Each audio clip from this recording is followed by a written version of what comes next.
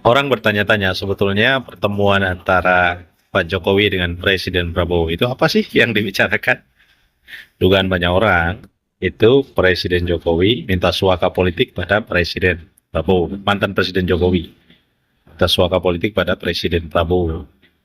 Konon katanya ini berkaitan dengan ijazah, baik ijazah Pak Jokowi maupun ijazahnya Mas Gibran yang hari ini menjadi wapres yang dipersoalkan keasliannya.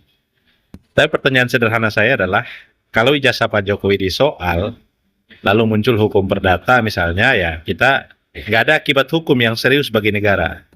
Ya, tapi kalau ijazah Mas Gibran yang disoal, itu ada akibat hukum dan sangat serius bagi kedudukan presiden dan wakil presiden.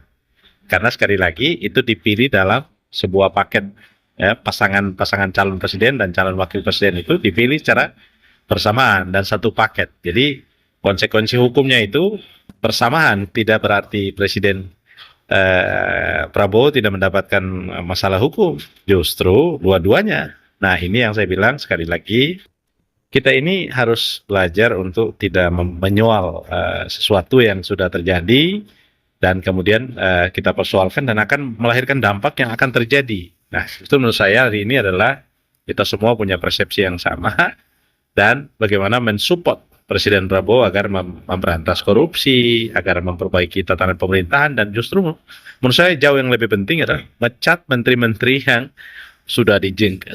dibenci sama rakyat, yang mukanya nongol aja orang mau muntah, menteri-menteri yang memang kerjaannya tidak sesuai dengan harapan rakyat. Nah, menurut saya ini presiden harus fokus ke situ.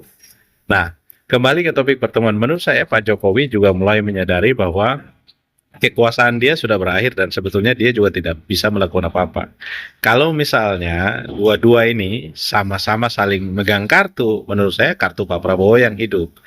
Daya tekan Pak Jokowi sebagai mantan presiden itu tidak sekuat daya tekan Pak Prabowo. Pak Prabowo hari ini menguasai sebagai kepala negara, kepala pemerintahan. Jadi seluruh kekuasaan eksekutif, yudikatif, legislatif, walaupun kita menganut asas trias politika, tapi presiden memegang itu. Artinya bahwa presiden strong. Jadi siapapun yang merasa kuat ya sudah harus berhenti. Artinya ya kita bersyukur kalau Presiden Prabowo sudah mulai merdeka, dan beberapa sikap presiden menunjukkan dia sudah mulai merdeka, bebas dari tekanan. Misalnya, saya ini pemerintahan yang saya pimpin ini ternyata korupsinya luar biasa. Kemudian ini anda ini dokter semua tapi kok kira-kira begitulah bilang menteri-menterinya. Jadi ya kita tunggu supaya Presiden Prabowo membersihkan kabinetnya.